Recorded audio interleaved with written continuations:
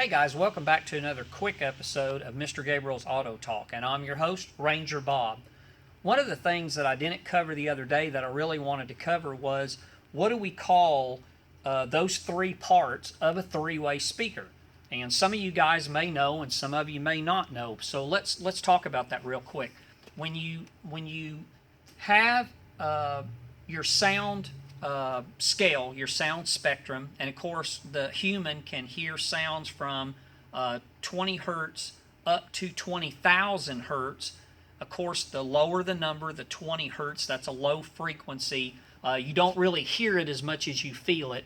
And then, of course, 20,000 hertz is a really high pitch. So with that in mind, when we have a three-way speaker, we have three different speakers into that one that makes all of that sound available to your ear.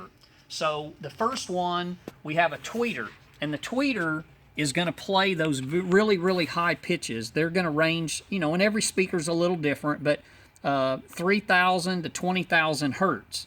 Then, of course, you're going to have a smaller speaker that we call a mid-range. This would be the mid-range, and it's going to play frequencies from about 250 to 2,000 hertz, depending on the speaker. Every brand might be a little different. All of their ranges might be a little different. But anyway, so your tweeter is going to handle that really high pitch.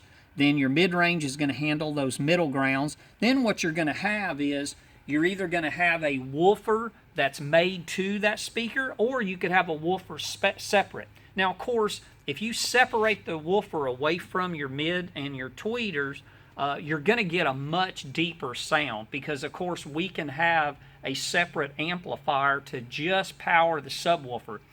The lower the frequency, the more power it takes to move it because you're having to move more surface area. So, of course, you can tell on these size speakers, there's not that much of it to move. We don't have to move that much air, the air displacement behind it, how much it moves. If we start talking about a subwoofer, that's a whole nother ball game. Now if you look, and of course they make them way bigger than this, but this one's pretty good size. I've had this thing for well over 20 years.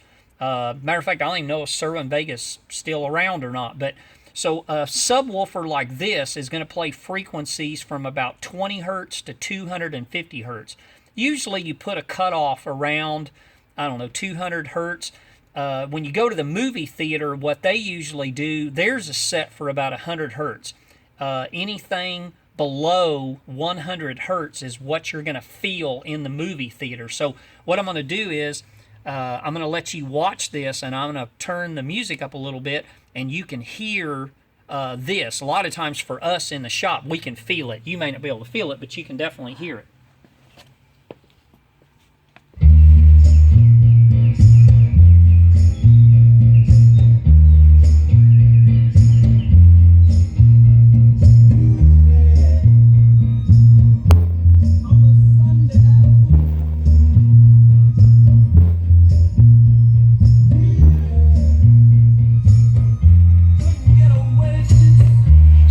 Notice when I turn that up, you can actually watch that thing move with the sound. You'll actually see it move and feel it. And of course, some of them stereos, they can move enough air to blow your hair. And then of course on the back of them, you'll have a gain control. You can reach in the back and you can adjust it. If you notice, I can make it come in or go out, depending on what frequency I want it to come in at.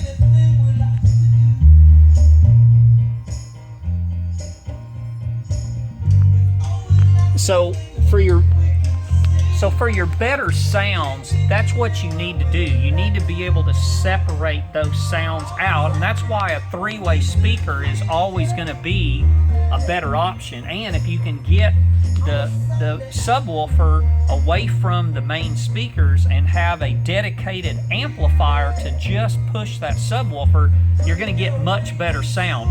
And of course, there's more that goes in with it than just that.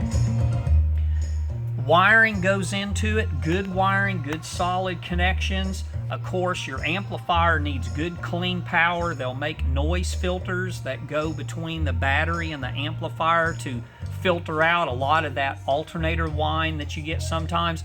Good grounds is always important too. So all of that goes in with a good sound system. But so I wanted to cover that just a little bit because I really don't think you guys may not have got enough of that, what the terms are. So a tweeter, of course, plays the real high pitch. Then your mid-range speaker is playing the middle ground, and then your woofer plays the real low frequency. So those are your three main parts to a three-way speaker. So anyway, I hope that clears that up a little bit. And if you guys got any questions, got anything you want to ask me, be sure and send me a message and let me answer it for you. Thank you guys. We'll talk to you later.